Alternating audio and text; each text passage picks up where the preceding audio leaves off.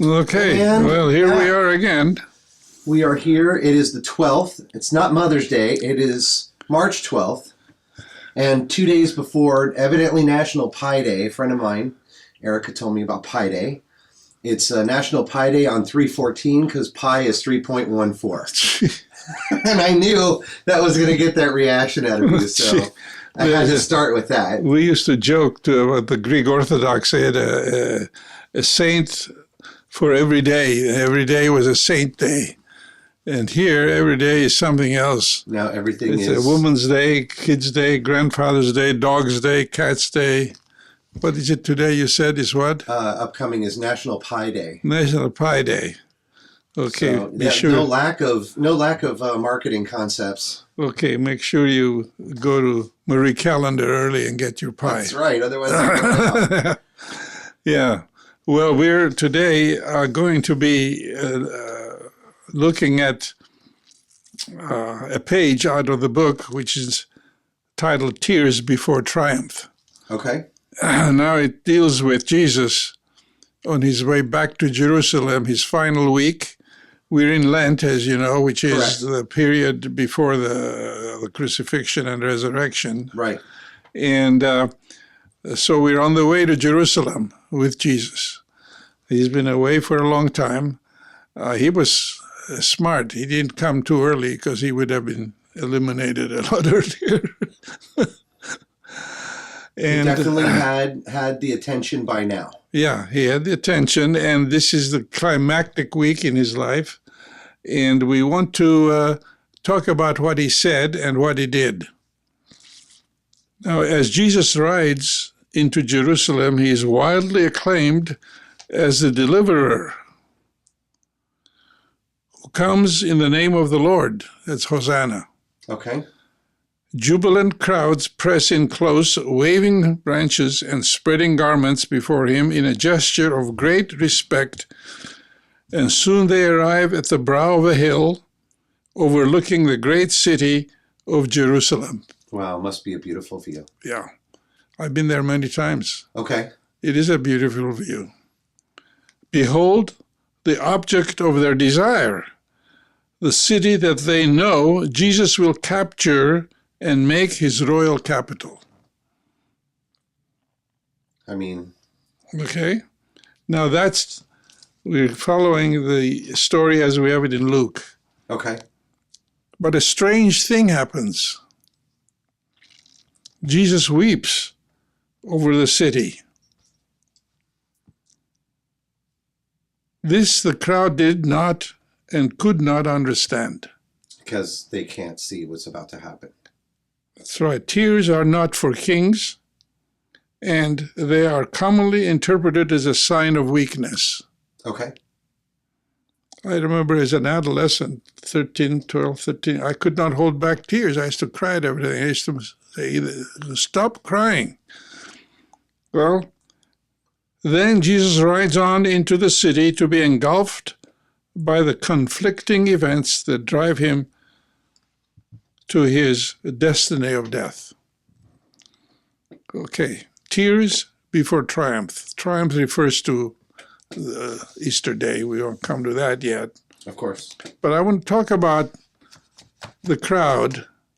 We're with the crowd today. Well, I'm a big crowd guy. I like a lot of events and sporting events, and I've done events. And I can tell that if the main person shows up and everybody's there and they're waving branches and it seems like a bunch of excitement, and there he is crying, Well, that's going to capture there's going to be a lot of question marks when the guy who you're waiting for, who's going to make that city his capital, is in absolute tears. okay. That's got to change. Okay, what's wrong? And Jesus says some things here that will help us. If you had only recognized on this day the things that make for peace, but now they are hidden from your eyes. Indeed, the days will come when your enemies will set up ramparts around you and surround you and hem you in on every side. They will crush you to the ground, you and your children within you, and they will not leave within you one stone upon another, because you did not recognize the time of your visitation from God. So Jesus is referring to this upcoming destruction of Jerusalem. Okay. Now they're entering here, the grand city, beautiful city, eternal temple. God lives in the temple. All that is going to go. And Jerusalem, and Titus, the Roman general, in AD 70, had enough of the rebellious spirit of the people and decided once for all, crush the city, destroy it, destroy the city, destroy the temple, and to this day there is no temple there. Now, when the Muslims came under Suleiman the Great, I believe it was, they built their own temple, which is known now as the Dome of the Rock, Okay. the third holiest site in Islam, on the site. And The rock, you said? on The rock. on the rock that on which the rocky hill on which the temple was built. Okay. And so today there is quite an argument, discussion going on, should Israelites or Israelis rebuild the temple? Now there are many who believe they should. Why not? And my question is, if you do, you're going to reintroduce the animal sacrifice and all the specifics that you're supposed to do, because the focus of the temple was the altar of sacrifice. Oh, okay. So they need to bring back the temple without bringing back Yeah, so the what burnt offering, sin offering. somebody will have to come out with a new design, a new purpose, and I know the Orthodox, hard, old Hebrew believing Israelis will oppose anything that will not include the altar of sacrifice. So that's something else. But Jesus here, Wow, so all that beauty, all the tourist attraction, everything that it could be stopped because of one disagreement. of course, now when Jesus weeps over the city, the crowd doesn't understand why. Now, we have a dilemma in Christianity today. Which Jesus are we going to reintroduce? We keep finding our way back there, don't we? We do. Historical Jesus. And the historical Jesus who refused the temporal crown, the desire of the people to crown him king. Okay. In John chapter 4, 5, and 6, we have that dilemma. When Jesus fed the temple, fed the people, they wanted him to keep doing it. He said no. They said, we're going to make you king. He said no, and he walked away. Now we are today, and I want to introduce what's happening in contemporary Christianity at this point, because this is a very relevant topic. Okay. And the relevancy is more and more Christians in America are saying we want to have a king. And we want Christ to return to rule as a king. Okay. And there is a movement that's growing that is encouraging the kind of opposition to present-day government that will prevent them from doing this. Okay. Article I want to share with you. Did I share with you this before? No, but the title is resounding with me instantly. The Army of Because God. I'm a former soldier, and so this is the Army of God. The Army of God comes out of the shadows. There is a movement afoot today in America that has adopted the kind of theology that says when Christ came, he started his kingdom, and it has to be established and then he will return, second coming. And so today, Christians are no longer agreeing to live their private lives, but they want to have a corporate political movement that's going to recapture the government and reestablish Christianity as the national religion, making it possible for Jesus to return.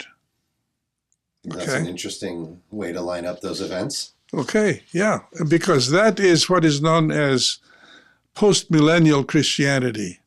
In other words, Christ came, he started the millennium, but at the end of the millennium, Christ will return. So we are coming to those days. Correct.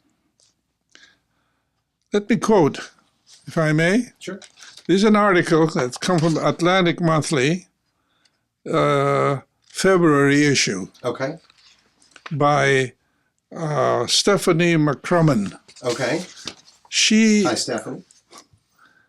Fantastic article. Oh, good. She went and she's telling the story of she was in Lancaster, Pennsylvania, where she went into a big barn that was not a church, but a gathering of people who were united by this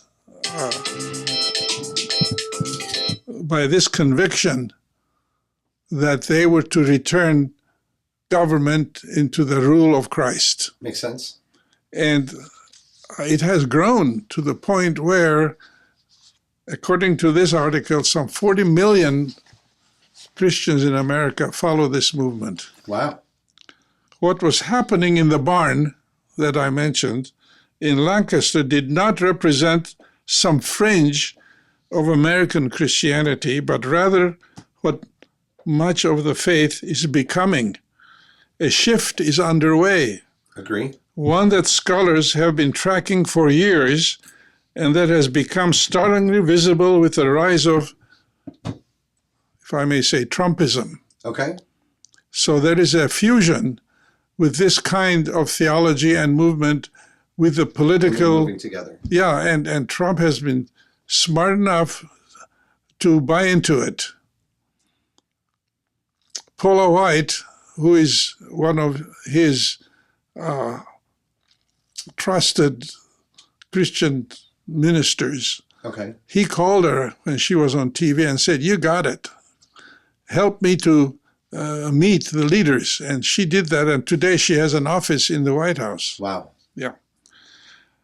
At this point, tens of millions of believers, about 40% of American Christians, including Catholics, according to a recent Denison University survey, are embracing an alluring, charismatic movement that has little use for religious pluralism, individual rights, or constitutional democracy. It is mystical, emotional, and in its way wildly utopian. It is transnational, multiracial, and unapologetically political. Early leaders called it the New Apostolic Reformation, NAR, the New Apostolic Reformation. And people who have never heard the name are nonetheless adopting the movement's central ideas. These include the belief that God speaks through modern-day apostles and prophets. This is the charismatic Pentecostal approach to Christianity, where everyone gets a message from God directly and speaks. That's a prophecy. Okay. They speak in tongues, etc. And institutions. Individuals, entire territories, and institutions, that the church is not so much a place as an active army of God, one with a holy mission to claim the earth for the kingdom as humanity barrels ever deeper into the eternal end times. I thought I'd just quote one paragraph. Wow. I'll leave this with you. You may want to read the rest. So they went light and fluffy, huh? Yeah. So what I'm saying is that what Jesus did not do himself, they are doing it in his name today. On the day of his entry into Jerusalem, they were ready to crown him king. Correct. but Jesus refused. Why did he refuse? Because he can't be known as any other human has done it. Okay, or he knew tactically he did not have enough soldiers. He said, God will send me an army if I ask for it, if you remember. In the Garden of Gethsemane, one of the apostles cut off the ear of one of the soldiers who had come to capture him. Okay. And yes. he said, put your sword away. God can send a legion if that's what God's desire was. Correct. So all this kind of talk of Jesus is ignored. The sayings of Jesus, the teachings of Jesus, the action of Jesus, when he said to Pilate, my kingdom is not of this world, in John, that is ignored today by people who say we are going to declare Christ as king. And in doing so, what is happening in America, to my grief, is the elimination of any constitutionally or democratically established institutions to replace with theocracy. God, we don't need the vote of people any longer.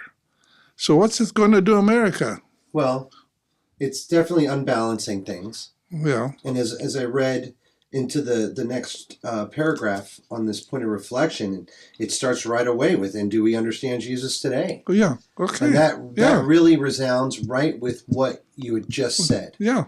And if he wanted to proclaim himself king, he would have proclaimed himself king, and God would have sent an army. So he didn't want to proclaim himself king. He didn't want to send an army. He didn't even want to get a single guy's ear cut off. I believe in some of the movies he put it back on. And now here we are trying to crown him king again when he already refused. And the verse that they quote today is, Jesus said, I have not come to bring peace but a sword, which was a very hard to understand saying. It doesn't seem like he's talking about a sword. I know he doesn't. And it cuts like a sword. Yeah. It has the effect like a sword, but it's not a... Yeah. He's talking of the conflict that's going to develop over the question, do we follow Jesus or not? He said, so of course we took it out of context. Yeah. Families are going to get... he said sword. Yeah. And then there's one verse that... How did he get a sword? And another, Matthew, was it 12:11 or 11:12? I have to look it up. Where he said, from the day of John the Baptist until now, the kingdom is being assaulted by force, and the force will I should take your time. I should quote it more specifically. And the violent take the kingdom by force, referring to. Sounds like us. Yeah, and today the movement has adopted that verse as well. The violent take it by force. We're going to take it by force. And this is what this article refers to. It's no longer love, but force. So maybe we have to learn to weep again.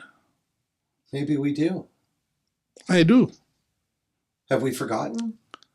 We have, and we don't want. It's about power. It's not about. We don't want to accept. Because crying is seen as a sign of weakness. Yeah, and not only that. So we need to show our meekness. It's a time. It's a time to assert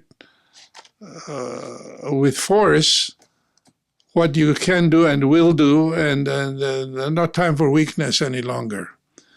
January 6th. Many of the assailants... that hasn't come up yet. Yeah. It sounds like a very... Well, they were there. People that are involved in this movement, you'd be surprised how well organized that was, and they were there knowing it's going to happen.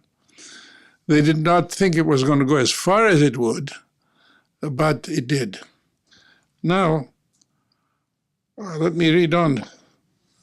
To be willing, to be vulnerable, to the extent that we allow the agony of human existence to get through our thick skins and touch us at the deepest levels of our personality. How strange that we use our religion to insulate ourselves from each one instead of sensitizing us to an awareness of each other. You know, I tend not to try to say this, but I'm not like, I don't fit in a corporate environment. You know what I'm saying? I'm creative and I work very autonomously. Yeah. I work with very few people. But I can tell you that in 1981, when the corporate business model came out, it allowed you to be less human and just more business. Yeah. Took the human out of it, took the compassion out of it. It just became, can you make money? There's only one bottom line. The bottom line is money. And when you, I mean, it wasn't that, the 80s were not that long ago. When you look at the businesses done today, it's still very corporate structure. And it's gotten worse. Money today is, it's interesting. When the name Musk is mentioned, it's always with the richest man in the world. Yes. The richest man. I'm sick and tired of hearing that. The richest man in the world. But the richest man in the world doesn't have the most money. And what does it mean? The richest man in the world has the most peace and joy. Well, at least that's what I was.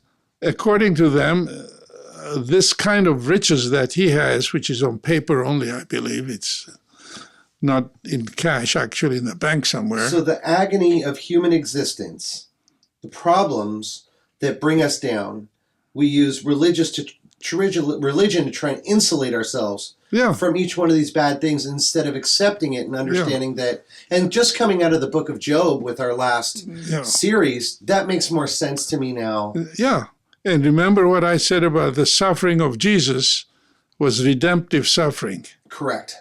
Job Two types of suffering. Job was undeserved suffering, but nothing to do with what he could do in serving others through his suffering, through his tears. Now, if today our religion is going to go back to adopting force as a symbol of success, money and power and force, intimidation is followed by what? Nothing I want to mention. Okay. Because that's a road I try to avoid going down, even mentally. Well, we're going down there. It's intimidation and I think then you're making people powerless. Powerless and you're trying to put them all into one bucket so you can monitor them and not only monitor them, eliminating them. Yes. So there's elimination coming. Wow. That's a bad word. That word elimination is a horrible word.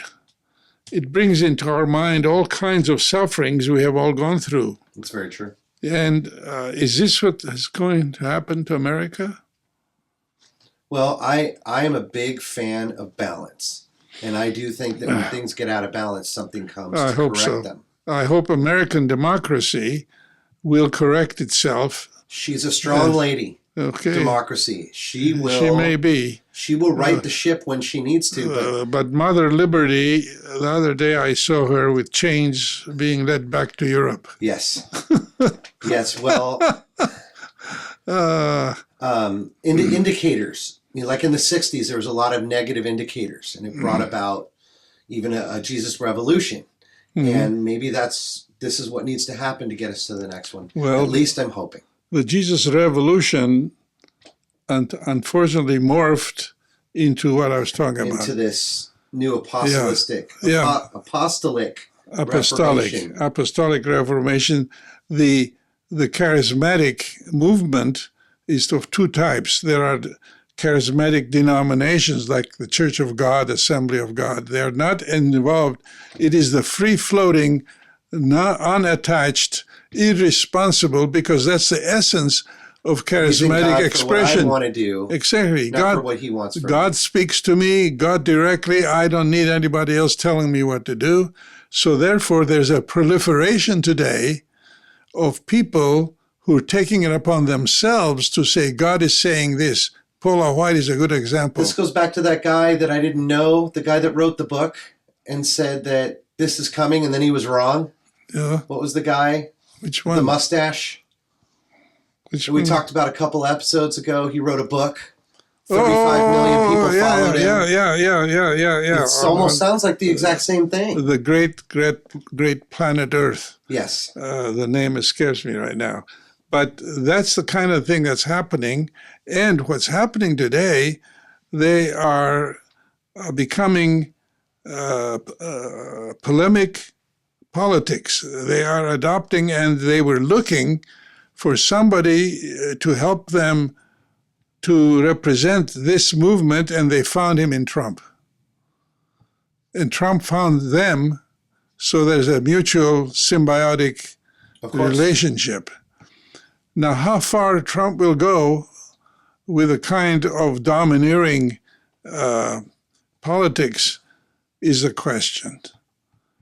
He is systematically eliminating all opposition in terms of government and in terms of institutions.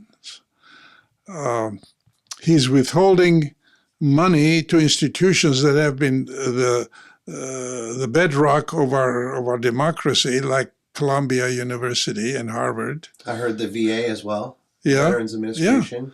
Yeah. And he has eviscerated the Department of Education. He's cut it down less than half. Wow.